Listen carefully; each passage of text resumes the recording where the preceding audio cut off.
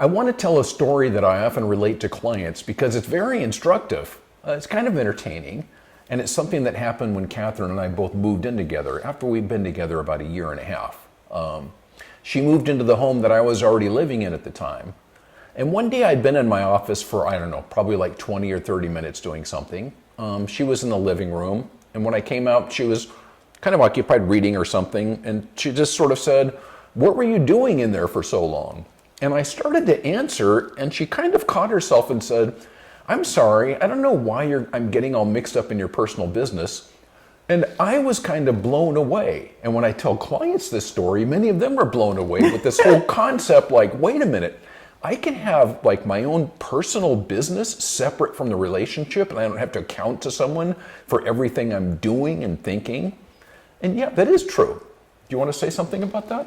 Well, yeah, I think that's from my work on codependency for years. It's like that many things aren't my business that Greg does, or that how he spends his time, or what he's thinking about. I used to think like most people, I thought all of that was my business. I needed to be delving into it and figuring it out. And actually, that's really unhealthy. Thanks to Al-Anon, I learned this, that I just really need to keep my attention on my own business. And that idea of your own business, this is another thing when I work with clients. Sometimes, like I was recently working with a guy, and he was telling me that his wife said something, and he asked what it was, and then she said, never mind. And he said, I was telling her, you have to tell me what that was. And I said, that's really none of your business. And he was shocked. And I said, how does that feel? And he said, that actually feels better thinking that. So it goes back to the first Al-Anon meeting I ever walked into. And I got there a little bit late, and this guy who was speaking, he was yelling out, "It's none of my damn business." I'm like, and then he kept talking, and then he'd go, "But I realize it's none of my damn business."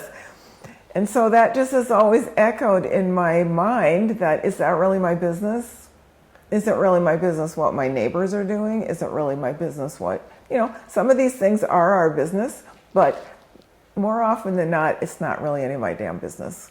Yeah, sometimes we're carrying around a lot of responsibility that feels very bad, and just letting go of it, just trying on letting go of it a little bit might feel a lot better. You might want to try it.